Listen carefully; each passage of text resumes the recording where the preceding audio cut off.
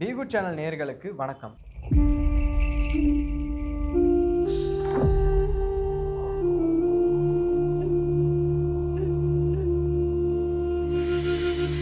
ஒவ்வொரு நாளும் வரலாற்றில் நடந்த ஒரு சிறப்பு நிகழ்வை தான் நம்ம பார்த்துக்கிட்டு வரோம். அந்த வகையில் இன்னைக்கு உலக அரசியலில் முக்கியமான பங்கு வகிக்கிற ஒரு நபரோட பிறந்த நாள் தான்.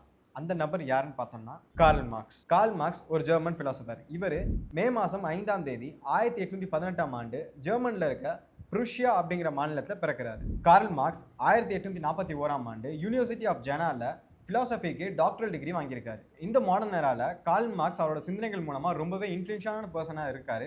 அது மட்டும் இல்லாமல் அவரோட சிந்தனைகளும் கருத்துக்களும் சோசியலிசம் மூவ்மெண்ட்லையும் அரசியல் நகர்வுகளையும் அதிக தாக்கத்தை ஏற்படுத்தியிருக்கு.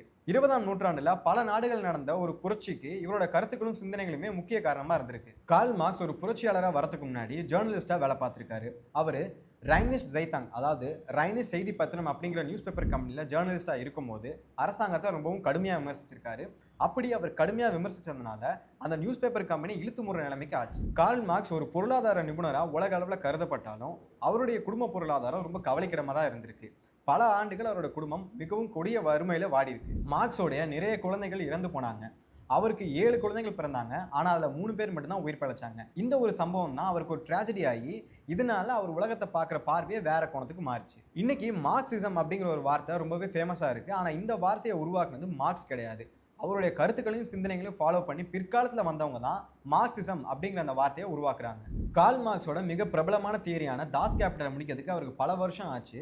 இதில் முதல் வால்யூம் மட்டும்தான் அவர் உயிரோட இருக்கும்போது பப்ளிஷ் ஆச்சு. மிச்சம் இருக்க வால்யூம்களை அவரோட மறைவுக்கு அப்புறமா ஏங்கல்ஸ் தான் பப்ளிஷ் பண்ணாரு. கார்ல் மார்க்ஸ் பல நாடுகள்ல இருந்து நாடு கடத்தப்பட்டிருக்காரு. இதுக்கு காரணம் அவரோட புரட்சிகரமான அந்த கருத்துக்களும் சிந்தனைகளும் தான். இதனால அவரோட வாழ்க்கையில பல காலம் அவர் நாடற்ற ஒரு மனிதராகவே இருந்திருக்காரு. கார்ல் மார்க்ஸ்க்கு காஃபி குடிக்கிற பழக்கம் அதிகமாகவே இருந்திருக்கு. அவர் ரொம்ப நேரம் தேரி எழுதுறது, ஒர்க் பண்றது இந்த மாதிரி இருக்கும்போது லாங் ஹவர்ஸ் அவர் ஒர்க் பண்ணும்போது காஃபி அதிகமாக குடிச்சிருக்காரு. இதனாலேயே அவரோட உடல்நலம் ரொம்பவே பாதிக்கப்பட்டிருக்கு. கார்ல் மார்க்ஸை நம்ம எல்லாருக்கும் ஒரு புரட்சி எழுத்தாளராக தான் தெரியும். ஆனால் அவருக்குள்ள ஒரு அழகான கவிஞரும் இருந்திருக்காரு. கார்ல் மார்க்ஸ்க்கு கவிதை எழுதுறதும் நாடகம் எழுதுனா ரொம்பவே பிடிக்கும். அவர் நிறைய கவிதைகளையும் சில நாடகங்களையும் எழுதியிருக்காரு.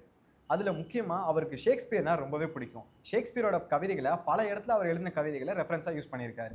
மார்ச் மாதம் 14ஆம் தேதி 1883ஆம் ஆண்டு கார்ல் மார்க்ஸ் இறந்தப்போ அவருடைய இறுதிச் சடங்குக்கு கிட்டத்தட்ட ஒரு 11 பேர் கிட்ட தான் வந்திருப்பாங்க. ஆனால் இன்னைக்கு அவருடைய கருத்துக்களுக்காகவும் சிந்தனைகளுக்காகவும் பிடிச்சு நிறைய பேர் வந்திருக்காங்க. கார்ல் மார்க்ஸோட சிந்தனைகள் தான் உலகத்தில் நடந்த பல அரசியல் நகர்வுகளுக்கும் பல புரட்சிகளுக்கும் காரணமாக இருந்தது. அதில் குறிப்பிட்டு சொல்லணும்னா உலக புகழ்பெற்ற அந்த ரஷ்ய புரட்சி, அதுக்கு அவருடைய கருத்துக்கள் தான் பெரும் பங்கு வகிச்சிருக்கு. அது மட்டும் இல்லாமல் அவருடைய கருத்துக்கள் தான் இந்த 20ஆம் நூற்றாண்டோட அரசியல் வடிவமைப்புக்கே ஒரு ஆணிவேரா இருந்திருக்கு. ஒரு புரட்சியாளன் வீழ்வதில்லை, விதைக்கப்படுகிறான். அந்த மாதிரி கார்ல் மார்க்ஸும் புதைக்கப்படலை, விதைக்க தான் பட்டிருக்காரு. அவர் போகிறதுக்கு முன்னாடி அவரோட கருத்துக்களையும் சிந்தனைகளையும் பல இடங்கள்ல பல பேர்கிட்ட விதைச்சிட்டு போயிருக்காரு.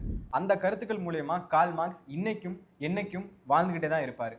அவருடைய பிறந்த தினமான இன்று அவருடைய புரட்சியையும் அவருடைய கருத்துக்களையும் சிந்தனைகளையும் போற்றி அதை பின்பற்றுவோன்னு உறுதியேற்போம். இந்த பதிவில் வந்த தகவல்கள் எல்லாமே உங்களுக்கு ரொம்ப சுவாரஸ்யமாகவும் பிடிச்சதாகவும் இருக்கும்னு நம்புகிறோம். இதே மாதிரி நாளைய தினம் வரலாற்றில் என்ன நடந்துங்கிறத நம்ம அடுத்த பதிவில் பார்ப்போம். அதுவரை நன்றி, வணக்கம்.